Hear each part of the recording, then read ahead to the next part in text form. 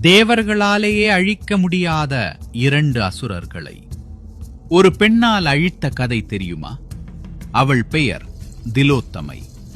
திலம் என்றால் எள். எள் அளவும் குறையாத அழகை பெற்றவள் என்பதால் இந்த பெயர் வந்தது. சுந்தன், உபசுந்தன், இரணியகசிபு வம்சத்தில் பிறந்த 2 அசுர சகோதரர்கள் பிரம்மாவை நோக்கி கடும் தவம் செய்தார்கள். எந்த வடிவமும் எடுக்கும் சக்தி, எல்லா கலைகள், அதீத பலம் அனைத்தையும் பெற்றார்கள். ஆனால் சாகாவரம் கிடைக்கவில்லை.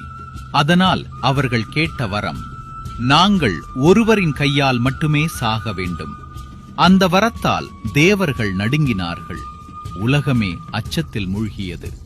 அப்போது பிரம்மாவின் ஆணைப்படி தேவ சிற்பி விஸ்வகர்மா அனைத்து ரத்தினங்களிலிருந்தும் சிறு சிறு அழகுகளை எடுத்து ஒரு தேவதையை உருவாக்கினார்.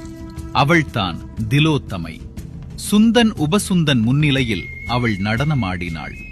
அவள் அழகில் மயங்கிய இருவரும் அவள் எனக்குதான் என்று ஒருவரை ஒருவர் தாக்க, அந்த போரில் இருவரும் அழிந்தார்கள். வாளால் அல்ல, வேளால் அல்ல, அழகே ஆயுதமான புராணக் கதை இது.